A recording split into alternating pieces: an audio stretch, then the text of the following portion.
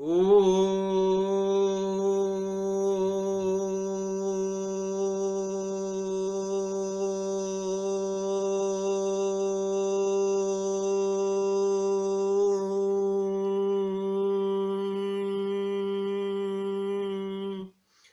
राजाधिराज सद्गुरुनाथ सिद्धरामेश्वर महाराज की जय। राजाधिराज सद्गुरुनाथ श्री भाऊ साहेब महाराज की जय। राजाधिराज सद्गुरुनाथ श्री काड़ सिद्धेश्वर महाराज की जय। गुरुर्ब्रह्मा गुरुर्विष्णु गुरुर्देवो महेश्वरा गुरु साक्षात परब्रह्म तस्मै श्री गुरुवे नमः। राजाधिराज सद्गुरुनाथ श्री काड़ सिद्धेश्वर महाराज की जय। आज हम अभी दासबोध ग्रंथ में हमने प्रवेश किया है और मैंने बताया आपको कि मैं दासबोध ग्रंथ जो है ये हिंदी भाषा में समझाने का प्रयास करूंगा। तो आज हम यहाँ देख रहे हैं 14 ब्रह्म का जो दशक 7 जो है वह हम देख रहे हैं। तो उसमें क्या आता है, उसमें पहला समास आता है मंगलाचरण। इसका अर्थ हो गया मंगल आचरण करना है, हमें देखेंगे हमें कैसा मंगल आचरण करना है वो। उसके बाद आता है चतुर्दश ब्रह्म निरूपण, ये 14 ब्रह्म जो है ना उसके बारे में बताया है। उसके बाद आता है विमल ब्रह्म निरूपण। तो ये विमल ब्रह्म क्या है, विगतम बलम, जिसमें कौन सा भी मालिन्य नहीं है, ऐसे ब्रह्म है, उसके बारे में हम देखेंगे। उसके बाद आता है द्वैत कल्पना निरसन। ये संपूर्ण विश्व है ना, ये द्वैत है और वास्तव में ये द्वैत का क्या है इसके बारे में हम देख लेंगे। उसके बाद आता है बद्ध मुक्त निरूपण, बद्ध कौन है और मुक्त कौन है ये भी हम देख लेंगे। उसके बाद आता है साधन प्रतिष्ठा। हमें ज्ञान हो गया तो अभी साधन करना है या नहीं करना है, तो साधन जो है वो महत्वपूर्ण क्यों है उसके बारे में रामदास स्वामी क्या बताते हैं हम समझ लेंगे। उसके बाद आता है श्रवण निरूपण। तो श्रवण निरूपण 2 समास है। और उसके बाद आता है देहांत निरूपण। ये शरीर जो है ना, शरीर उसका अंत कैसा करने का ये हम देख लेंगे। तो अब चलो हम अभी ये ग्रंथा में प्रवेश तो करते हैं। हाँ, तो मंगलाचरण देखो क्या बताया, मंगल और आचरण। मंगल आचरण, तो अंगल के आप हमारा आचरण कैसा होना चाहिए, मंगल मंगल। तो मंगल का अर्थ क्या हो गया, जिसमें मांगल्य है। हाँ, और ये संपूर्ण भूत में मंगल क्या है, एक ही बात, एक ही चीज मंगल है और वही है आत्म स्वरूप। और ये मांगल्य की प्रतिष्ठापना करने के लिए हमने देखा ना, जब ये गणपति का जो जन्म हो गया, क्यों हो गया, ये मांगल्य की प्रतिष्ठापना करने के लिए, संपूर्ण विश्व में मांगल्य की प्रतिष्ठापना करने के लिए पार्वती माता ने जो पुत्र निर्माण किया वो है गणपति। तो हम वो गणपति भी देखेंगे क्या गणपति है वो। तो ये हो गया मंगलाचरण। तो हमें ऐसा आचरण करना चाहिए कि जिसके कारण हमें आनंद महसूस हो जाएगा, हम आनंद से जी सकेंगे। तो यहां देखो क्या बताया उसने। तो हाँ, तो ये मंगल आचरण जो है ना, ये ऐसा आचरण कौन करते हैं। तो हमने देखा संत कैसे आचरण करते हैं। तो अपना ज्ञानेश्वर माऊली ने पसाय दान में क्या बताया, संत आनंदाचे स्थळ। तो ये तो हमने देखा है, ये मांगल्याचा वर्षाव करने वाले जो संत है, ये संत क्या करते हैं, भूतल पर आते हैं और मांगल्य का वर्षाव करते हैं। ऐसे ये संत है, संत साधु महानुभाव। और ये कौन है, भगवान का प्रतिनिधि है ना। तो ये देखो, ये अभी ये मंगल आचरण जो है ना, तो देखो कौन सा भी कार्यक्रम होगा ना, समारंभ होगा, तो हम पहले मंगलाचरण करते हैं। और मंगलाचरण में हम शुरुआत कैसी करते हैं, श्री गणेशाय नमः, श्री सरस्वते नमः और श्री गुरुभ्यो नमः। ये हो गया मंगलाचरण। तो यहां रामदास स्वामी ने जो बताया है, देखो यही यही हिसाब से मंगलाचरण कर रहे हैं। तो वहां यह बता रही है कि मंगल आचरण जो है, तो ये कौन है? ये गणपति जो है। तो श्री गणेशाय, पहला वंदन किसे किया? गणेश को वंदन किया। और गणेश कौन है? ये गणेश है वही आत्म रूप का सगुण साकार रूप है, जिसे आत्मा हम बोलते हैं ना। तो आत्मा जो सगुण साकार रूप धारण करे वही गणपति है। और ये पंच ज्ञानेन्द्रिय, पंच कर्मेंद्रिय, पंच प्राण, मन, बुद्धि, इसका जो पति है वही गणपति है। तो ये कैसा है? देखो अभी जैसा हम देखते हैं ना, ये कुबेर को धनाध्यक्ष बल बताया जाता है। और वेद में, वेद से क्या? परमार्थ वेद से प्राप्त होता है। और लक्ष्मी जो है, लक्ष्मी के कारण क्या होता है? सबको भाग्य प्राप्त होता है, ऐसी ये लक्ष्मी है। तो और ये मंगल मूर्ति जो है, उसमें से सब विद्या जो है कहां से निर्माण होगी? ये मंगल मूर्ति जो गणपति है उससे ही ये सकल विद्या जो है उससे निर्माण होगी है। तो बताते हैं रामदास स्वामी कि ऐसा जो गणेंद्र है, गणपति है, उसे हम प्रणाम करते हैं, वंदन करते हैं। और ये क्या होता है? इसके कारण हमें ज्ञान प्राप्त होता है। बोध समुद्रा भरती दाटे, बोध जो है, बोध किया जाता है, वो सागर जो है वो उफान में आता है। तो देखो अभी इसमें से ही क्या हो गया? तो इसमें से ही ये शारदा जो है ना, ये निर्माण हो गए। ये देखो, ये प्रमदा इच्छा कुमारी शारदा, शारदा बोलेगा तो हमारे स्पीच, हम बात करते हैं ना, वाणी की देवता शारदा है। तो अभी देखो, और ये आदित्य जो है ना, सूर्य, उसके कारण हम मृगजल देखते हैं ना। मृगजल कैसा? ये सूर्य के कारण मृगजल देखते हैं। तो अभी देखो, ये द्वैत की जननी है। ये कौन द्वैत की जननी है? माया जो है, माया के कारण द्वैत निर्माण हो गया ना। क्यों? एक देखो, भक्त्यर्थम कल्पितम द्वैतम अद्वैतात अति सुंदर, ये द्वैत क्यों निर्माण किया? भक्ति के लिए द्वैत निर्माण किया। तो ये जो है, ये मूल पुरुष जो है, देखो यही बात बता रही है। तो ऐसा ये जो गणपति है, और ये गणेश को वंदन किया, और उसके बाद ये सरस्वती को वंदन कर रहे हैं। तो ये सरस्वती यही है, प्रमदा कुमारी शारदा यही सरस्वती है ना। तो उसको वंदन किया है, और इसके कारण अनेक ग्रंथ निर्माण हो गए ना। शारदा के माध्यम से अनेक ग्रंथ की निर्मित हो गई है ना। और उसके बाद वंदन कर रहे हैं किसे? सदगुरु। देखो, तो ऐसे यहां बता रहे हैं। तो ये वेद माता है, उसको तो वंदन किया, और वेद माता को वंदन करने के बाद ऐसी वेद माता आदि पुरुषाची जो सत्ता, ये वेद माता ही आदि पुरुष है, वह उसकी सत्ता है। और उसके बाद बताते हैं कि अभी मैं सदगुरु का स्मरण करूंगा।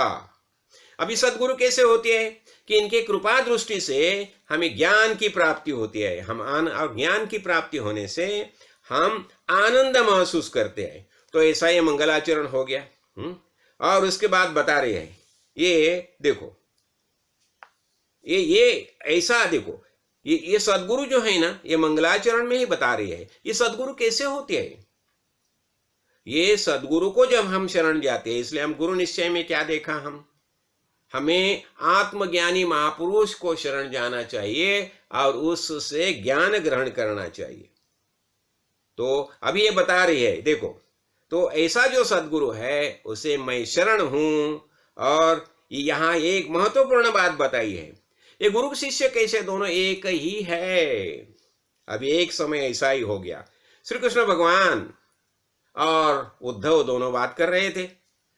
तो बहुत दोनों में बहुत प्यार निर्माण हुआ। उद्धव जी को बहुत प्यार निर्माण हो गया उनके अंतःकरण, और उन्होंने क्या किया? भगवान को गले लगाया, और गले लगाया, और ऐसा लगा, भगवान को ऐसा लगा कि ये उद्धव अभी मुझ में ही मिल रहा है।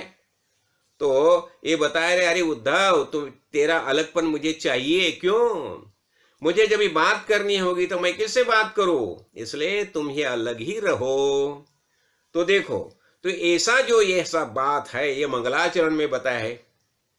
पहले गणपति का वर्णन किया, गणेश का निर्माण किया, तो उसके बाद सरस्वती का निर्माण ये किया, वंदन किया, और अभी सदगुरु का वर्णन किया, और अभी ये कथा जो है, कथा का आरंभ कर रहे हैं। अभी ये क्या बता रहे हैं, देखो अभी ये संसार है ना, संसार, ये संसार यही दीर्घ स्वप्न है। हम स्वप्न देख रहे हैं, और ये संसार जो कैसा, ये स्वप्न ही है। देखो माइक है, स्वप्न है, और ये स्वप्न में ये शरीर है। तो देखो ऐसा जो ज्ञान सूर्य जो है, वो ज्ञान सूर्य प्रकट करने के लिए हमें सदगुरु की शरण लेनी चाहिए। तो आगे क्या बताते हैं, ऐसा ही मंगल आचरण हमें करना है। तो मंगल आचरण करने के लिए हमें सदगुरु को शरण होना चाहिए, और जब भी हम सदगुरु को शरण होते हैं तो ये हमारा आचरण मंगल होता है। और ये आगे बता रहे, बहुत कुछ बातें रहे, और ये शब्द के माध्यम से देखो, अभी शब्द जो है ना, भाषा कौन सी भी क्यों ना रहो, संस्कृत रहो, प्राकृत रहो, अर्धमागधी रहो, लेकिन उसमें क्या बताया है, यही बात महत्वपूर्ण है। तो इसलिए हमें क्या करना चाहिए, भाषा भेदाश्च वर्तन्ते, भाषा में भेद रहेगा, लेकिन उसका वो भाषा में क्या बताया है ये बात हम समझ लेंगे। तो ये हो गया मंगल आचरण। तो हमें ये मंगल आचरण में हम क्या देख रहे हैं कि माया ब्रह्म, ये दोनों को हमें समझना चाहिए, माया ब्रह्म, और ये इसके लिए हमें अध्यात्म शास्त्र में प्रवेश करना चाहिए। तो ये माया ब्रह्म दोनों समझने के लिए हमें अध्यात्म शास्त्र की पढ़ाई करनी चाहिए, और सदगुरु के संत संग में जाना चाहिए। ये मंगल आचरण पहले से ही बताए। तो हमारा मंगल आचरण कैसा हो जाएगा, जब भी हम सदगुरु ने जो दिशा बताई वो दिशा से हम चलेंगे, तो ये मंगल आचरण हो गया हमारा। अभी दूसरा समाज जो है, यहाँ ये बता रहे हैं क्या, ब्रह्म निरूपण। देखो ब्रह्म निरूपण में एक बहुत महत्वपूर्ण बात यह बता रही है। ये क्या होता है, देखो ये तो ब्रह्म तो हमने देखा ना, ब्रह्म निरूपण इसके पहले समास में हमने देखा है, लेकिन यहाँ खासकर समर्थ रामदास क्या बता रहे हैं, देखो वो क्या बताए हैं। जैसे महाराज बोलते थे ना, ये चिंटी का पाँव है ना, चिंटी का पाँव, उसमें भी ब्रह्म है। देखो अभी आसमान में देखो, अभी हम आसमान में देखा तो क्या दिखाई दिया, सूरज, सूरज देखा ना हमने, लेकिन हमसे सूरज की लंबाई कितनी है, 9 कोटि 30 लाख माइल, इतना लंबा है, इतना दूरी में है सूर्य। लेकिन वहां तक जाने में हमें कितना समय लग गया, कुछ लग गया, हम गए ना, वही क्षण गए ना, क्यों, अरे यहां से वहां तक क्या है, ये ब्रह्म ही है। देखो ये सब दिखाई देता है, क्या है, ब्रह्म ही है। यही बात महत्वपूर्ण, और यही बात यहाँ रामदास स्वामी हमें समझा रहे हैं। ये संपूर्ण विश्व क्या है, ब्रह्म ही है, हर एक जगह ब्रह्म, यही बात समझ लो बस। बृहत व्यापक संपूर्ण विश्व जो है उसे व्यापक है, ऐसा जो है दशांगुल जो उर्ला है वही ब्रह्म है। तो यहाँ ये समाज में यही बात वो बार बार वही बता रही है। और ये ब्रह्म कैसे है, वो ये है, इसके पहले हमने देखा है ये। तो ये ब्रह्म प्राप्त करने के लिए हमें क्या करना चाहिए, श्रवण अभ्यास पाविजे ब्रह्म, हमें सुनना चाहिए। क्या सुनना चाहिए, सदगुरु मुख से सुनना चाहिए। देखो आजकल अनेक गुरु हो गए, कितने देवता भी अनेक हो गए, हर एक देवता का वर्णन करते हैं, लेकिन हमें अभी एक ही देखना है, क्या, सोहम सोहम सोहम, वो चिन्मय परमेश्वर परमात्मा मैं ही हूं, यही बात हमें समझानी है। और इसलिए क्या बताया है, सदगुरु कृपा जो है, इसे सदगुरु कृपा ये किली है, सदगुरु कृपा, और सदगुरु कृपा ये किली है। इससे क्या होता है, हमारी बुद्धि प्रकाशमान होती है, और वो द्वैत का जो है ना कपाट खुल जाता है, द्वैत कपाट खुल जाता है, और ये पता चलता है कि अद्वैत ब्रह्म है। ये बात यह ब्रह्म निरूपण में समर्थ रामदास स्वामी हमें समझा रहे। और क्या होता है, हमें भी क्या होता है, कल्पना के कारण हमारे अंदर मीपण आता है, मैं हूं मैं हूं मैं हूं। लेकिन ये जो मीपण है वो जाना, ये मीपण क्या है, ये मीपण ये जीव है। तो ये मीपण जाके हमें सच्चिदानंद घन परमात्मा की प्राप्ति होनी चाहिए। इसलिए हमारा शिव स्वरूप है, यही ज्ञान हमें होना चाहिए। तो यहां देखो देह बुद्धि होती है, तो देह बुद्धि से हम क्या खुद को शरीर समझते हैं, लेकिन अभी हमें आत्म बुद्धि का निश्चय करना चाहिए। और यह आगे बताया, सारा रामदास स्वामी बताते हैं कि सबके लिए ब्रह्म एक ही है, ब्रह्म कुछ अलग नहीं है। संपूर्ण विश्व में जितने जीव देह धारण करके आए हैं उन सबके लिए एक ही ब्रह्म है। हाँ? ये अनेक दिखाई देती है क्या? ब्रह्म तो एक ही है, बस वही हमें ख्याल रखना चाहिए।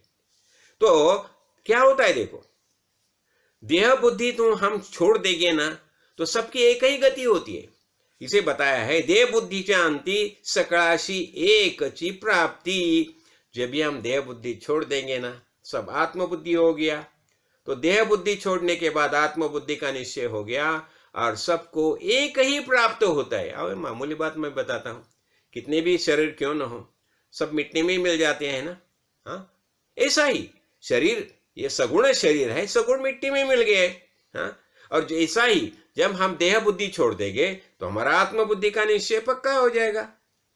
हाँ, अभी जब हम खुद देह को समझते हैं ना, तो देह बुद्धि के कारण हमारे अंदर क्या होता है, देहाभिमान बढ़ता है। तो ये देह बुद्धि छोड़ेंगे, जब भी देहाभिमान निकल जाता है। तो यही बातें बता रहे हैं समर्थ रामदास, यहाँ बार बार वही बता रहे हैं।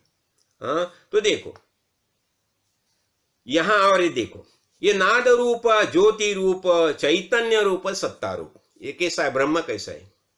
हाँ? नाद रूप है, ज्योति ज्योति, स्वयं ज्योति, आत्म ज्योति, शिवोस्म्य हम, अंतः ज्योति, बहि ज्योति, प्रत्यक ज्योति, परापरा, ज्योति ज्योति, स्वयं ज्योति, आत्म ज्योति, शिवोस्म्य हम। तो यहाँ यही बता रहे हैं रामदास स्वामी, नाद रूप, ज्योति रूप, चैतन्य रूप, सत्ता रूप और साक्ष्य रूप, सर्वस्वरूप, ऐसी सब नामे एक ही पर ब्रह्म को है। क्या बताया जाता है? ये नाद रूप, जितने जितने आवाज है सब वही है, उसके ही आवाज है। ज्योति, जितना जितना प्रकाश दिखाई दे सब प्रकाश ब्रह्म का ही प्रकाश है। तो यहाँ हम क्या देखते हैं, चैतन्य रूप ब्रह्म एक ही है। तो देखो आगे चतुर्दश ब्रह्म बताया है। ये चतुर्दश ब्रह्म जैसे हम बोलते हैं ना, अन्न है पूर्ण ब्रह्म, ऐसा क्यों बताया? जो अन्न का प्राधान्य जो है, महत्व जो है, वो बताने के लिए, अन्न का प्राधान्य बताने के, महत्व बताने के लिए अन्न को पूर्ण ब्रह्म करके बताया। लेकिन वास्तव में अन्न में ब्रह्म ही है ना, हर एक चीज ब्रह्ममय है, यही बात समझ लो। तो यहाँ ये चतुर्दश ब्रह्म का निरूपण करते हैं। तो अब ये चतुर्दश ब्रह्म है ना, वो भी हम समझ लेंगे। तो ये क्या होता है, एकाक्षर ब्रह्म, शब्द ब्रह्म। हाँ, ये पहला है शब्द ब्रह्म, ओंकार जो निर्माण हो गया ना, शब्द ब्रह्म, तो ओंकार ये ब्रह्म ही है। हाँ? दूसरा मितिकाक्षर ब्रह्म, ये एकाक्षर ब्रह्म, वही ब्रह्म ही है। तीसरा बताया जाता है खम ब्रह्म, ये आकाश जो है ना, आकाश, उसको भी ब्रह्म ही बताया जाता है। उसके बाद श्रुति ब्रह्म, उसके बाद सर्व ब्रह्म, सब है वो ब्रह्म रूप ही है, ऐसा बताया जाता है। उसके बाद चैतन्य को ब्रह्म बताया जाता है, चैतन्य ब्रह्म। उसके बाद सत्ता ब्रह्म, मैं हूं, क्या हम बोलते हैं ना, मैं हूं। तो मैं हूं यह सत्ता है, तो इसलिए मैं हूं यही सत्ता ब्रह्म हो गया। उसके बाद साक्ष्य ब्रह्म, हम बताते हैं मैंने देखा है, मैं आई विटनेस हूं, मैं प्रत्यक्षदर्शी हूं, ये हो गया साक्ष्य ब्रह्म। उसके बाद क्या आता है, सगुण ब्रह्म, ये शरीर क्या है, ये संपूर्ण विश्व दिखाई देता है, ये सगुण ब्रह्म ही है ना, तो ये हो गया सगुण ब्रह्म। उसके बाद क्या आता है, निर्गुण ब्रह्म। अभी सगुण ब्रह्म ये दिखाई देता है, हम अभी है, लेकिन निर्गुण ब्रह्म हमने देखा ना, जब भी हम नाना को मिलने के लिए, नाना सोए थे, वो कैसे थे, वो निर्गुण ब्रह्म में थे, उनकी नींद खुल गई, वो सगुण ब्रह्म हो गए, बातें चलने लगी। तो निर्गुण ब्रह्म है, संपूर्ण विश्व का अधिष्ठान है, निर्गुण ब्रह्म है। हाँ, तो उसके बाद क्या हो गया, निर्गुण ब्रह्म हो गया। और इसके बाद आनंद ब्रह्म, हम आनंद महसूस करते हैं कि नहीं, वाह वाह वाह, कितने अच्छी, हम देखा, सदगुरु को देखा हमने, तो आनंद हो गया, ये हो गया आनंद ब्रह्म। और उसके बाद क्या आता है, आनंद ब्रह्म और उसके बाद तदाकार। ये सब जो कुछ है ना, वो हमारा आकार उसका आकार सब एक ही है, ये तदाकार ब्रह्म हो गया। और उसके बाद आता है अनुर्वाच्य ब्रह्म, जिसके बारे में हम बता ही नहीं सकते। उसके बारे में मैंने बताया था ना, एक किस्सा आता है जिसका वर्णन नहीं। अभी देखो ना, गुड़ खाने के लिए दिया कोई और बताया कि देखो अभी उसका ये कैसा लगा बताओ, कुछ नहीं बता सकते। तो यही जो बात है ये अनुर्वाच्य, जिससे बताया नहीं जाता, ये अनुर्वाच्य ब्रह्म। तो ऐसे ये सब ब्रह्म जो बताए है, और ये सब ब्रह्म जो है ना, ये वास्तविक, ये सब मायिक है, उसमें सत्यत्व बिल्कुल ही नहीं है। तो ये सब ब्रह्म भी नहीं, ऐसे जैसे हमने देखे ना ब्रह्म, वैसे ही सब ब्रह्म निकल गए, समझा ना। लेकिन इसमें एक ही बात, अनुर्वाच्य ब्रह्म जिसका वर्णन नहीं किया जाता, वास्तविक वही अवस्था जो है, वही अवस्था हमें प्राप्त करनी है, वही हो गया। ये सब 14 ब्रह्म हो गए। लेकिन ये सब 14 ब्रह्म जो है, ये सब कैसे है, ये मायिक है, काल्पनिक है। लेकिन समझाने के लिए रामदास स्वामी एक हर एक ब्रह्म के बारे में बताते हैं। लेकिन यहाँ क्या है, महत्वपूर्ण बात ये जो सब बातें है, ये वृत्ति ही है, अंतःकरण की वृत्ति। हम बताते हैं ज्ञान अज्ञान वृत्ति रूपे समान। मुझे ज्ञान हो गया, ये क्या हो गया, अंतःकरण की वृत्ति। मुझे मालूम नहीं है, ये भी अंतःकरण की वृत्ति। तो ज्ञान और अज्ञान ये दोनों कैसे है, ये वृत्ति रूप है। और वृत्ति रूप है, ये अंतःकरण की वृत्ति है। तो अंतःकरण मायिक है, तो वृत्ति भी मायिक है। हाँ, तो दोनों वृत्ति समान है, तो हमें निवृत्त होना चाहिए, ये सब वृत्ति में निकल जानी चाहिए।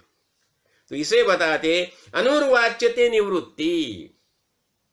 और तेची उन्मनी की स्थिति, वास्तविक उन्मनी अवस्था जो है, उन्नत हो गया ऐसा मन जो है, उन्मनी अवस्था है, महाकारण देह की अवस्था है, तो वही अनुर्वाच्यते निवृत्ति। और वहां बस वहां योगी विश्राम करते, निवृत्त हो गया। अभी उनके दिल में कौन सा भी भाव नहीं, अपने अपने स्थिति में मशगूल हो गए। यही अनिर्वाच्य स्थिति जो है, तो उसमें हमें रहना चाहिए और वो ज्ञान हमें प्राप्त करना चाहिए। तो इसलिए हमें क्या करना चाहिए, सदगुरु मुखे, सदगुरु की मुख से हमें सुनना चाहिए। तो पदार्थ ऐसे ब्रह्म नभे माते हाथी धरुणी देवे, ऐसा कुछ ब्रह्म नहीं, ले लो ब्रह्म, मैं ब्रह्म दे रहा हूं, ले लो ब्रह्म, ब्रह्म दे रहा हूं, ऐसा दे सकता है कि जैसा पदार्थ दिया जाता है। तो ये बात जो है सदगुरु के मुख से हमें सुनना चाहिए, और सदगुरु उसके बारे में हमें बताते हैं। देखो, निर्विकल्पासी कल्प, वह निर्विकल्प है जिसमें विकल्प ही नहीं है, तो उसकी कल्पना कैसे करेगी। हाँ, तो कल्पना है ही नहीं ना। लेकिन एक बात ध्यान में रखो, कल्प यहां बताया है, देखो रामदास स्वामी बताते हैं, ये कल्पना जो है ना, कल्पनेची एक बरे जे मोहरताची मोहरे, स्वस्वरूपी भरिता सुरपी घालिता भरे निर्विकल्पी। हम कल्पना करना शुरू करते और ऐसी स्थिति आती है, जितना जितना हम भगवान के बारे में सोचने लगते हैं, तो ऐसी स्थिति आती है, बस हम भगवान के बारे में सोचने लगते हैं। बाकी सब हमें पता चलता है सब मायिक विश्व है, माया जाल है, और सब अशाश्वत है। तो ये सब अशाश्वत छोड़ के शाश्वत को पकड़ो। तो शाश्वत क्या है, सच्चिदानंद कर्मेश्वर परमात्मा शाश्वत है। चिदानंद रूप शिवोहम शिवोहम, चिदानंद रूप शिवोहम शिवो, यही वास्तविक शाश्वत है। तो ये जो है, ये हमें खुद को अनुभव करना है। देखो, तो ये, लेकिन इसके लिए क्या है, सदगुरु की आज्ञा के अनुसार हमें कार्य करना चाहिए। देखो, इसके बाद रामदास स्वामी हमें विमल ब्रह्म निरूपण के बारे में बताते हैं। देखो, विमल ब्रह्म निरूपण करके ये 10 या 3 समास आए हैं। तो विमल लास्ट भी 20वां समास है, वह भी विमल ब्रह्म निरूपण है। विमल ब्रह्म, इसका अर्थ क्या हो गया, विगतम मलम, जिसमें कौन सा भी मालिन्य नहीं है, हाँ, कौन सा भी विक्षेप है ही नहीं, एकमेवाद्वितीय चैतन्य है, वही विमल ब्रह्म है। तो देखो कैसा बताया जाता है। तो कभी कभी है ना ये विमल जो है ना उसको कभी कभी अनेक उपमा दी जाती है। ब्रह्म नभावने निर्मळ पाहता तैसेची पोकळ अरूप आणि विशाळ मर्यादे वेगळे, ये आकाश की उपमा देती है। लेकिन आकाश की उपमा हम नहीं दे सकते, क्यों? आकाश में शून्यत्व है। तो शून्यत्व देखो, अभी पीतल और सोन पीतल, सुवर्ण है ना, सुवर्ण और पीतल दोनों दिखाने में ऐसे ही दिखते हैं ना, पीतल और सोन पीतल। लेकिन जैसा समय जाता है तो पीतल है वो कैसा हो जाता है, वो धूली में मिल जाता है। हाँ, धूल का उसमें धूली जम जाती है। लेकिन सोन पीतल सुवर्ण कैसा होता है, दिखने में ऊपर से सारी का दिखते है, लेकिन सुवर्ण को हम पीतल बोल सकते हैं क्या? नहीं। तो ऐसी बात है। इसलिए ब्रह्म जो है, ब्रह्म को हम कौन से भी उपमा नहीं दे सकते, आसमान की उपमा भी नहीं दे सकते। देखो ऐसे और एक बताया जाता है, हम आकाश जो है ना, आकाश, तो यहां देखो, जड़ी स्थली काष्टी पाषाणी ऐसे वदे लोकवाणी, हाँ, तेणे विन रीता प्राणी एक ही। देखो ब्रह्म कैसे है, जड़ी स्थली काष्टी सब जगह ब्रह्म ही व्याप्त है, यही बात बताई जाती है ना। हमें एक ही बात समझना चाहिए, हर एक जगह दे दिखाई दे, हम दे दे सब ये ब्रह्म ही है। हाँ, और देखो, हाँ, और क्या होता है, देखो जो भी आसमान में बादल आ जाते हैं तो हमें कैसा लगता है, आसमान ये देखना है बादल से ढक गए ऐसा लगता है ना। हाँ, लेकिन वो क्या है, सब मिथ्या है। जब भी वायु बहता है, वायु बहता है तो सब बादल निकल जाते हैं वहां से। हाँ, और जैसा आकाश है पहले जैसा हो जाता है। तो यही बात बताई है। ये देखो, ये सब जो है ना दिखाई देता है, ये मिथ्या ही है, मायिक है। अभी देखो कोई सोया है, तो यहां बताते हैं रामदास स्वामी, मिथ्याची परी आभासे निद्रिस्तास स्वप्न दिसे, सो गए और वो स्वप्न देखता है। हाँ, और स्वप्न देखता है, लेकिन जब भी वो नींद खुल जाती है तो क्या है स्वप्न नहीं है। तो ऐसा ही है, ये हम सब देखते हैं ना, संपूर्ण विश्व देखते जो है वो क्या है, स्वप्न जैसा ही है। अभी यही देखो, अभी मैंने बताया ना, वही ये बता रहे कि कालियमान असता पीतल, ये पीतल जो है ना, पीतल मग स्वर्ण जैसा लगता है, लेकिन वैसे ही तो आकाश में शून्यत्व है, और शून्यत्व है करके आकाश को हम ब्रह्म नहीं बोल सकते। लेकिन जब ये शून्यत्व निकल जाएगा आसमान से तो आकाश ही ब्रह्म हो गया ना। हाँ, यही बात है। तो देखो, बस खाली समझाने के लिए उपमा दी जाती है, किसके सरिका है किसके सरिका ही बताया जाता है। यह हम इसलिए यहां बता रहे, म्हणोनी ब्रह्म जैसे गगन, रामदास स्वामी बता रहे हैं, ये ब्रह्म जो है ना, या आकाश जो है ना, वैसा ही ब्रह्म है। हाँ, और माया जैसी पवन, जो माया जो है ना, जैसा वायु घूमता है ना, यहाँ वहाँ, बस वैसे ही माया है। ये बताया गया है ना, लेकिन एक बात समझाने के लिए बताया, समझाने के लिए बताया। लेकिन वास्तव में ब्रह्म जो है, इसे हम कौन सी भी उपमा नहीं दे सकते, ऐसा ब्रह्म है। और ये कैसा है ब्रह्म, हर एक जगह यहां बता रही है। ये ब्रह्म कैसा है, यहां ये देखो खाली उपमा दे रहे हैं, पृथ्वी से ज्यादा मृद है। तो क्या होता है, पृथ्वी से ज्यादा मृद पानी है, पानी से ज्यादा मृद अग्नि है, हाँ, और अग्नि से कोमल वायु है। देखो ये खाली उपमा दी है, अग्नि से कोमल वायु है, और वायु से अधिक कोमल गगन है, आकाश है। हाँ, और ये गगन से भी अधिक मृद ब्रह्म है। बस खाली ये समझ लो, पता चला ना कैसी उपमा दी जाती है। इतना मृद है ब्रह्म, तो ब्रह्म का गुण बताया जाता है। हाँ, बस अभी यहां बता रही है, जे जे रूप आणि नाम तो नाथिलाच भ्रम, नाम रूपातीत वर्म अनुभवी जानती। देखो जितने रूप है, हाँ, हम देखा ना, अस्ति भाति, हाँ, अस्ति भाति और हाँ, तो अस्ति भाति प्रिय, अस्ति भाति प्रिय नाम और रूप, ये 5 तत्व जो है ना, ये 5 तत्व जो है ये सब अस्ति भाति प्रिय शाश्वत है और नाम रूप ये अशाश्वत है, मायिक है। तो यही बता रही है। तो नाम रूप ये खाली भ्रम ही है। हाँ, तो नाम रूप के पलीकड़े बोलेगा तो उसको बियॉन्ड जो है वही वास्तव में हमें अनुभव करना चाहिए। नाम रूप सब भूल जाओ। और हमने इसके बाती में और एक देखा ना, अस्ति भाति प्रिय सिंधु में नाम रूप जंजाल, लखित ही आत्मस्वरूप निज भाई तात्काल निहाल। देखो, अस्ति भाति प्रिय ये शाश्वत तत्व है, नाम रूप ये मायिक है। तो हमें क्या करना चाहिए? यहाँ बता रही है अस्ति भाति प्रिय सिंधु। ये देखो, अस्ति भाति प्रिय समझो, इसी कल्पना करो एक सागर है, समुद्र है, और उसके ऊपर ये लहरें लहर रही है कि नाम रूप की लहरें लहर रही है। हाँ, लहर अस्ति भाति प्रिय सिंधु में नाम रूप ये जंजाल जंजाल। हाँ, और लखित ही आत्मस्वरूप, पहले 3 ये ब्रह्म रूप है। बस हो गया काम, वही तात्काल निहाल, ये ज्ञान प्राप्त हो गया ना काम। तो यही यहां बार बार हमें समझाते हैं। अभी देखो, हम अक्षर देखते हैं ना, अक्षर अ आ ई, वो अक्षर में भी ब्रह्म है। ये बता रहे हैं रामदास स्वामी बताए, वो अक्षर में भी ब्रह्म है।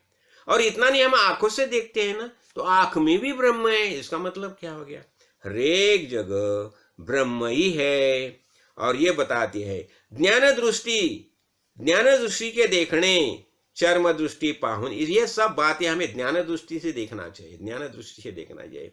चर्म दृष्टि जो है वो चर्म दृष्टि से हम नहीं देख सकते, ये आंखों से नहीं देख सकते। तो हमें ज्ञान दृष्टि से देखना चाहिए। और ये अंतर्वृत्ति चाहिए खुणा, अंतर्वृत्ति साक्ष्य। हम ये देखो, ये अंतःकरण की वृत्ति है। तो ये सब हमें ये बातें सदगुरु मुख से ही सुनना चाहिए। ये साक्षत्व जो है, हम साक्षी बोलते हैं ना, साक्षी। मैंने देखा, मैं साक्षी हूं, ये क्या हो गया? ये वृत्ति का एक कारण हो गया ना। मैं साक्षी हूं, ये अंतःकरण की वृत्ति होगी ना। तो इसलिए उन्मनी होनी चाहिए, वो निवृत्त होना चाहिए। देखो, उन्मनी में निवृत्ति है, वृत्ति है ही नहीं है, वही निवृत्ति होगी। हाँ? और वहां क्या होता है? जेथे वीर जानपण विज्ञान थे, वहां मैं जानता हूं, यह भी खत्म हो गया। यही विज्ञान है। तो ज्ञान और अज्ञान जो है ना, ये वृत्ति होगी। तो हमें विज्ञानी अवस्था प्राप्त करनी चाहिए। विज्ञानी अवस्था यानी क्या? मैं बस जैसा है वैसा, वो स्वरूप में तल्लीन रहने का, बस यही विज्ञानी वृत्ति है।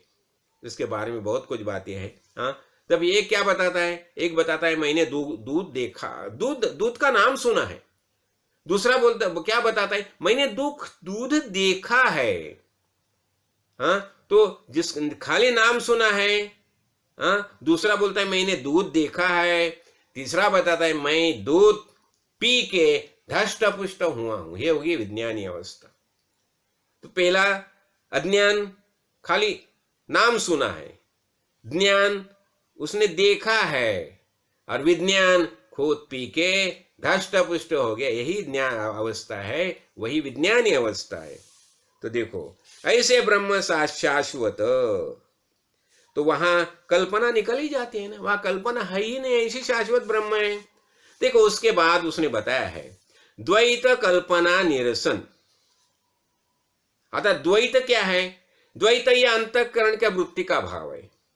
द्वैत जो है ये अंतःकरण की वृत्ति होगी।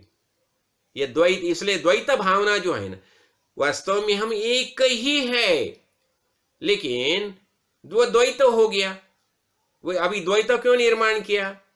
हमने देखा ना, भक्त्यर्थम कल्पितम द्वैतम अद्वैतात अति सुंदर। अद्वैत वास्तव में पार्वती परमेश्वर एक ही थे। जब भी उन्हें लगा कि नहीं, हमें यह सृष्टि निर्माण करनी है, इसलिए पार्वती अलग हो गए और शिवजी अलग हो गए। इस पार्वती के रूप में संपूर्ण विश्व निर्माण हो गया और चैतन्य रूप में शिवजी उसमें बैठ गए। तो यही ये द्वैत हो गया। लेकिन यह आगे इसमें समास में यही बताया है कि द्वैत कल्पना जो है ये कल्पना ही है। तो ये कल्पना का निरसन कैसा करने का? तो ये द्वैत कल्पना निरसन करने के लिए रामदास स्वामी यहां बता रहे, ये द्वैत क्या हो गया? माया और ब्रह्म ये द्वैत हो गया ना। ये ब्रह्म और माया दोनों अलग हो गई। तो यहां बता रही है ब्रह्म अंतरी प्रकाशी। ब्रह्म जो है हम अनुभव कर सकते हैं, और माया ये बाहर सब माया दिखाई देती है। तो ये माया जो है, माया के गहने हैं, सब गहने दिखाई देते हैं। ये गहने जो माया है, लेकिन उसका अधिष्ठान सुवर्ण है। हाँ? तो आता है द्वैत निरसे कौन? ये द्वैत कैसे निकल जाएगा? तो यहां बता रही है सत्य ब्रह्माचा संकल्प। सत्य है ये ब्रह्म संकल्प है, और ये मिथ्या जो है ना माया है, मिथ्या है, ये विकल्प है। विकल्प है जो उसमें बदल हो गया। वास्तविक ब्रह्म में कोई बदल होता ही, जैसा ब्रह्म है वैसा ही है, उसमें कौन सा भी विकल्प नहीं निर्माण होता। ब्रह्म में विकल्प निर्माण ही नहीं होता। ब्रह्म जैसा है वैसा ही है, शाश्वत ब्रह्म है। हाँ? वहां कौन सा भी संकल्प नहीं है। ब्रह्म में संकल्प है ही नहीं है। हाँ? और ये सब संकल्प जो है, ये संकल्प कहां से निर्माण हो गया? ये माया से निर्माण हो गया। हाँ? और ये द्वैत जो है, द्वैत कहां से निर्माण? मन के कारण द्वैत निर्माण हो गया। देखो, द्वैत ही मन की अवस्था है। और ये जो है, इसलिए जाने ब्रह्म जाने माया, जिसे माया ब्रह्म दोनों का पता चला है, तो वो क्या करता है? तुरिया अवस्था जो है, महाकरण देह की जो अवस्था है, वो तुरिया अवस्था है। वो से खाली वो जान लेता है। और ये तुरिया अवस्था वो सर्व साक्षिणी ऐसी अवस्था है, सर्व का साक्षी होता है। देखो यहां बता रहे हैं संकल्प विकल्प जो है, संकल्प विकल्प ये जो है ये मन के कारण निर्माण हो गया। संकल्प कहां से है? मन के कारण। और मन क्या है? माया है। तो हमें देखना है, हम ब्रह्म देख रहे हैं, तो ब्रह्म देख रहे हैं, और ये हमें माया से अलग होना है। तो हमें ये द्वैत कल्पना जो है, द्वैत कल्पना कहां से निर्माण होगी? मन के कारण निर्माण होगी। तो इसलिए बताया जाता है ये खाली मन का ही कारण है, और ये हमें पता चला ये मन ही झूठा है। हाँ? तो मन ही नहीं है तो वहां साक्षी कौन ही नहीं है ना। तो यहां देखो, अभी घट और मठ, इसके कारण त्रिविधा आकाश बताया जाता है। देखो, एक घटाकाश, एक घट है ना, गमला है, गमले के अंदर आकाश है, तो वह घटाकाश हो गया। और ये मठ मंदिर है, उसमें आकाश है, तो वो मठाकाश हो गया। और महदाकाश, वो पूर्ण ब्रह्म है, वही महदाकाश है। तो देखो, अब ये गमला टूट गया, तो उसमें जो आकाश है वो मठ में जमा हो गया। मठ टूट गया तो वो आसमान महदाकाश हो गया। तो यही बताया है ना, वास्तव में आकाश ही एक ही है। वो खाली मठ ने आवरण किया, उसे अलग मानने की आवश्यकता ही नहीं है, बस ये काल्पनिक है। तो ये सब कल्पना कहां से निर्माण होगी? ये मन के कारण निर्माण होगी। तो इसे बताया जाता है हाँ, कि मनोनी सर्व साक्षी मन। हाँ? और ये मन जब भी उन्मन होता है तो ये तुर्यारूप ज्ञान होता है। और ये तुर्यारूप ज्ञान होता है तो सब का विस्मरण हो जाता है, सब मावळून गेले ऐसा बताए, विस्मरण होता है सबका। तो ये इसलिए द्वैत और अद्वैत खाली अंतःकरण की वृत्ति है, और ये जब ये दोनों निकल जाते हैं तो हम वृत्ति रहित हो जाते हैं। तो यहां देखो, वृत्ति रहित जो ज्ञान है, जिसमें वृत्ति ही नहीं है, तो वही आत्मज्ञान है। तो हमें वही ज्ञान प्राप्त करना है। तो ब्रह्म कैसा है? ब्रह्म कल्पना का पल्याड़ है। कल्पना में हम ब्रह्म नहीं ले सकते। बस ये मन बुद्धि अगोचर, ये मन और बुद्धि उसके बियॉन्ड, उसके पल्याड़ है। ऐसा ये कल्पहुनी, या ऐसा ये ब्रह्म है। देखो, जब भी हम द्वैत देखते हैं तो ब्रह्म को नहीं दे सकते। हाँ, तो ब्रह्म जो है, ब्रह्म में द्वैत है ही नहीं है, एकमेवाद्वितीय परमेश्वर परमात्मा वही ब्रह्म स्थिति है। तो आगे देखो, आगे तो रामदास स्वामी बताते हैं ये कल्पना जो है ना, यही जन्म का मूल है। ये बताते हैं कल्पना जन्माचे मूळ, कल्पना भक्तीचे फळ। कल्पना क्या है? ये जन्म का कारण कल्पना ही है, और कल्पना ये भक्ति का फल है। क्यों? जब भी हम भगवान के बारे में ये लगाते हैं, कल्पना लगाते हैं, भगवान भगवान भगवान तत्वमसि अहम आत्मा ब्रह्म, ऐसे इस मार्ग में जब हम मन लगाते हैं तो भक्ति निर्माण होती है। हाँ? और ये कल्पना जो है, कल्पना के कारण ही हमें मोक्ष प्राप्त होता है। देखो, हमें मोक्ष प्राप्त करना चाहिए ना, फिर क्या करना चाहिए? हम मंगलाचरण देखा ना, तो मंगल आचरण क्या है? हमें अभी बस हमारा मन जो है, तो ज्ञानेश्वर में बताया है कि मन को कैसा है। देखो, जैसा माळिया जीवते नेले तैसे ते वाहतच गेले। माली जो है ना, किसान जो है, मन पानी पानी जैसा बहा के लेता है, और जिस पेड़ के मूल में लेता है वहां बह जाता है ना, और वैसा ही बन जाता है। तो इसलिए मन का स्वभाव क्या है? तो मन का देखो, एक और ओविया मैं बताता हूं, ज्ञानेश्वरी में है, मनाची एक निके जे देखिले ते गोडीची ठाया सोके, म्हणोनी अनुभव सुखची कौतिके दावीच जाए। मन को जो तुम बताएगा ना, बस वही वो लग जाता है। तो मन ये संत संग का जो अनुभव है, भगवत भक्ति का अनुभव, उसमें लगा दो, और उसे लगाने से बस वही वो जुड़ जाता है, और बाद में वही अनुभव हमें आने लगता है ना, संत संग का अनुभव आता है, भक्ति का जल्लोष आता है, तो मन को वहां ही लगा दो। तो ये सबका कारण क्या है? मन सबका कारण है। हाँ? और मन के कारण ही जन्म हो गया। देखो, और एक बात मैं बताना चाहता हूं, ये शरीर जो निर्माण हो गया, शरीर कैसा निर्माण गया? ये शरीर में अनंत अणु है, छोटे छोटे छोटे अणु, मॉलिक्यूल विषय बताया जाता है ना, अनंत अणु है। लेकिन हमारा संकल्प के कारण ये अनंत अणु जो है इकट्ठा हो गए, और ये शरीर निर्माण हो गया। देखो, जब ये छोटा छोटा ये होता है ना, शंख होता है, देखो ना, शंख शंख पहला कैसा होता है? सूक्ष्म होता है। वो सूक्ष्म शंख जो है, वो अपना जो कैल्शियम निर्माण करके खुद के भौतिक आवरण तैयार करता है, वो बड़ा बड़ा बड़ा बड़ा हो जाता है।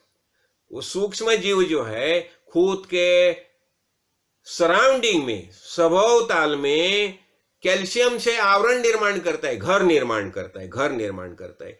तो सूक्ष्म जीव जो है शंख, वो बड़ा शंख हो गया ना। वो कैसा हो गया? पहला तो सूक्ष्म ही था ना।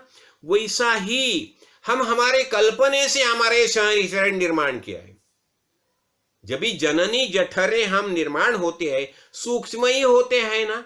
तो सूक्ष्म होते हैं, हमारे संकल्प के कारण एक एक एक एक उसके ऊपर आवरण निर्माण होता है, और पूरा हमारा शरीर निर्माण होता है।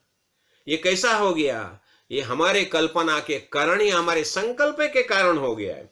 तो इसलिए बताया जाता है सबका मूल जो है वह कल्पना ही है, और इसलिए इसी के लिए अनिर्मूल ब्रह्म प्राप्ति। कल्पना ही छोड़ देंगे ना हम, तो हमें ब्रह्म प्राप्ति हो जाती है। देखो, यही बात यह समझा रही है। देखो यहां, और ये अद्वैत कल्पित शुद्ध ब्रह्म। देखो, अद्वैत कल्पित शुद्ध, द्वैत कल्पित अशुद्ध। तो इसलिए हमें क्या करना? हमें अद्वैत की कल्पना करनी चाहिए, और ये अद्वैत की कल्पना करने से ही क्या हो जाएगा? ये कल्पना निरसन हो जाएगी। देखो, इसके आगे बद्ध मुक्त के बारे में बता रहे हैं। अब ये बद्ध मुक्त जो है ना, उसके बारे में बहुत महत्वपूर्ण बात मैं समझाना चाहता हूं। देखो, वास्तव में हम ये बद्ध और मुक्त, इसके बारे में देखो, जो बद्ध जो भावना है ना, मैं मुक्त हूं, ये मुक्त भावना होगी। जब भी हम मेरा मेरा मेरा करते हैं तो बद्ध हो जाते हैं, और सब भगवान का बोलते हैं तो मुक्त हो जाते हैं। मुक्त होता परी बळे झाला बद्ध, घेऊन या छंद माझे माझे। जब मेरा मेरा मेरा करते हैं तो हम बंध हो जाते हैं। और बताया जाए, मोक्ष विषय वैरस्यम बंधो वैषयिको रसा। बंध जो है ना, विषय में रस हो लेना, यही बद्ध हो गया, बंध हो गया। बंधो वैषय के रसा एतावदेन विज्ञातम। देखो अभी ये बंधन जो है कैसा, विषय में रस लेने लगा तो बद्ध हो गया, विषय से विमुक्त हो गया तो मुक्त हो गया। तो इसलिए हमें क्या करना चाहिए, इस जो कुछ है ये सब भगवान का है, ये ऐसा हमें ऐसे हमें कल्पना ही करनी चाहिए ना। हाँ, इसलिए देखो, और ये यहां बता रही है, यहां क्या बताया जाता है, अरे ये बद्ध बुद्ध, बद्ध और मुक्त के बारे में हम देख रहे हैं ना। तो वेद ने बताया कि खाली ये अपना यहां दे बताते हैं, देखो कि वेद ने बोला ना, वेद ने क्या बताया कि शुक वामदेव मुक्त झाले, म्हणजे इसका मतलब क्या हो गया, खाली शुक और वामदेव दोनों ही मुक्त हो गए क्या? नहीं, देखो जिसको जिसको ज्ञान हो गया वो सब मुक्त हो गए। लेकिन ये उदाहरण के लिए दो नाम बताए हैं, हाँ बस इतना ही है।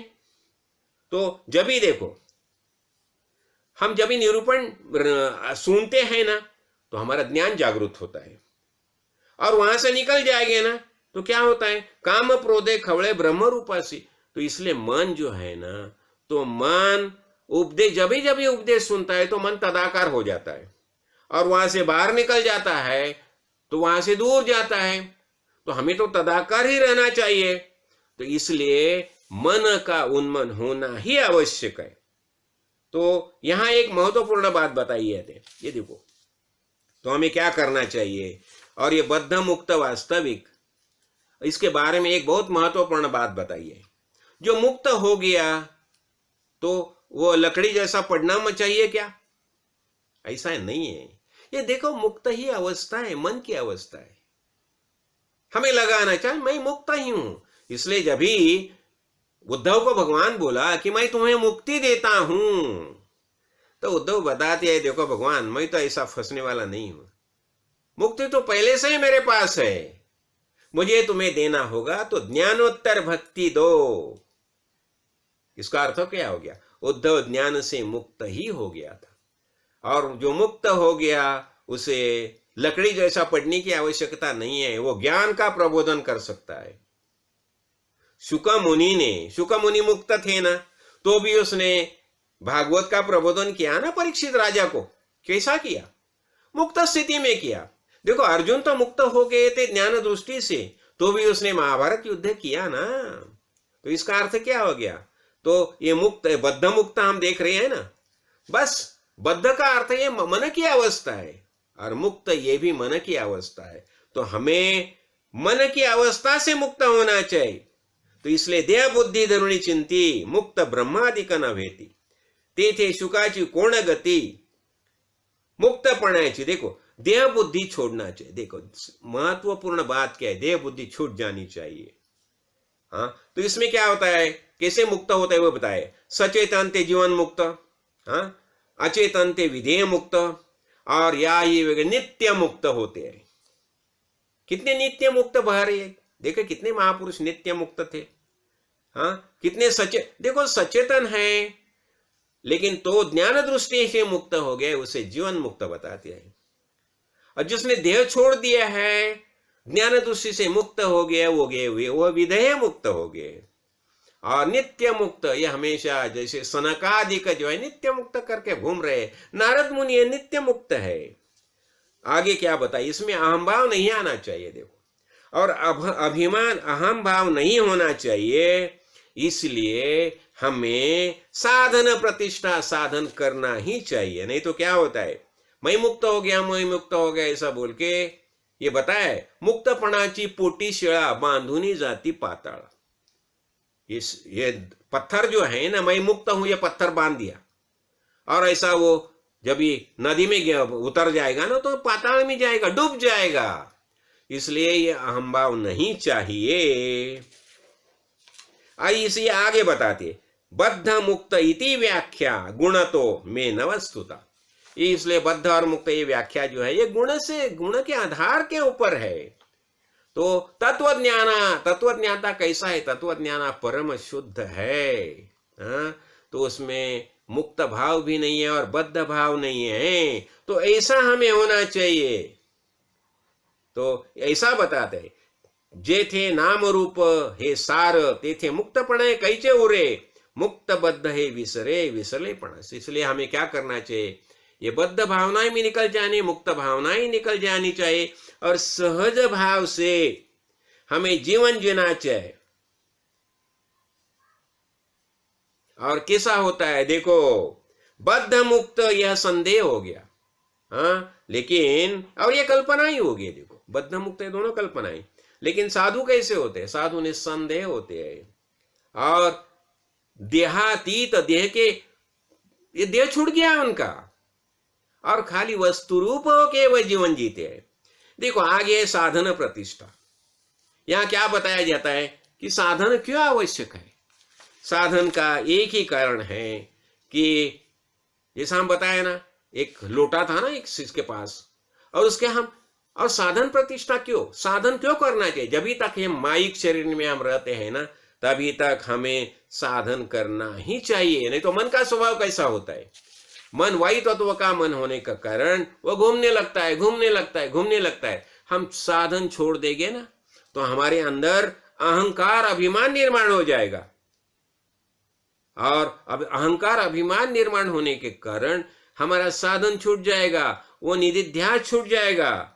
और इसलिए देखो अहंभाव अहंकार ये निकल जाने से, ये आने से हम खुद का स्वरूप जो है वो अभिमान के कारण हम फिर वस्तु देह के अधीन ही हो जाएंगे, देह बुद्धि दृढ़ हो जाएगी। तो जो वास्तव में हमें करना चाहिए वो हमसे नहीं जाएगा। तो इसलिए बताया अद्वैत ज्ञानाचा उपदेश गुरु गीता तो महेश, इसलिए बताया कि अद्वैत ज्ञान का उपदेश जो है शिवशंकर ने गुरु गीता में बताया है। तो इसलिए हमें ये अद्वैत ज्ञान का प्रबोधन करना ही चाहिए।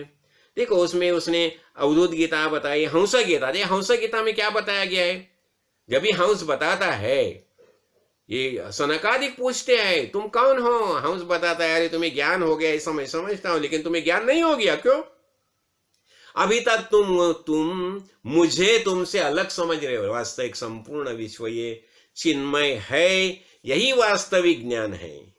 तो इसलिए देखो ये मीपन जो है, देह बुद्धि का भाव है, सब निकल जाना चाहिए। और इसलिए जिसकी हम कल्पना करती है वास्तविक वही हम है। तो यहां बताते हैं जहां से आपण कल्पावे तेचे आपण स्वभावे, जिसकी हम कल्पना करने जाते हैं ना वही ब्रह्म वास्तविक हम ही है। और यहां बताते हैं कि साधने विण ब्रह्म होता लागे देह ममता, इसलिए देह ममता जो है वो निकल जानी चाहिए। और इसलिए हमें क्या करना चाहिए, साधन प्रतिष्ठा, साधन करना ही चाहिए। आगे देखो श्रवण निरूपण के दो समास है, और ये श्रवण ऐसे है कि जिसके कारण हमारी आशंका निकल जाए। और हमने क्या देखा, श्रवण किसका करना चाहिए, जिस सुनने से हमारे अंतःकरण में भक्ति ज्ञान और वैराग्य निर्माण हो जाएंगे। तो ऐसा श्रवण हमें करना चाहिए। और ये श्रवण करने के बिना ये बातें हमें समझ में नहीं आ जाएगी, इसलिए संत संग में जाके हवन श्रवण करना ही चाहिए। तो यहाँ समर्थ रामदास स्वामी बताते हैं कि श्रवण कैसा करना चाहिए और श्रवण किसका करना चाहिए। तो बताया जाता है ना कि ऐकावया सद्गुरूचे लक्षणे यदूने सर्वांग केले श्रवण।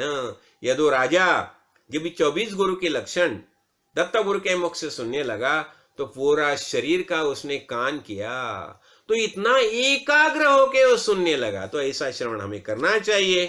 हाँ, और ये श्रवण करने से ही हमें वास्तविक व आत्मज्ञान जो है उसकी प्राप्ति होने वाली है। और श्रवण करने से और एक दूसरी बात होती है, देखो जैसे हम अद्वैत ग्रंथ का श्रवण करते हैं ना, और हमारे आजू बाजू में जो कोई आते हैं ना उन्हें भी हम जैसा प्रबोधन करते हैं, वो प्रबोधन करने से क्या होता है, हमारा निश्चय पक्का होता है। प्रबोधन जब भी हम करते हैं बार बार बार बार, तो उससे क्या होता है, हमारा खुद का निश्चय पक्का हो जाता है। तो इसलिए यही बातें यहां समझाइए। और ये परिसाधने वीण म्हणून येते श्रवण, चेणे नाही आत्मज्ञान तया नाव कर्मण। देखो, और इसलिए श्रवण ऐसा करने के कि श्रवण करने के बाद हमें आत्मज्ञान प्राप्त होना ही चाहिए। और इसमें नित्यानित्य विवेक आ गया। ये सब बातें हमने समझ ली है। और इसके बाद समर्थ रामदास अभी देहांत निरूपण कर रहे हैं। ये शरीर का अंत करना है, तो अभी देहांत कैसा हो जाएगा? देहांत करना है हमें, तो क्या बताया शास्त्र ने, क्या बताया? तो देखो, अभी देहांत निरूपण में एक बात मैं हमें बताना चाहता हूं कि कैसा होता है। देखो, देहांत निरूपण, देह का अंत करना है ना, कैसा करने का? जब भी शंकराचार्य गए थे अपना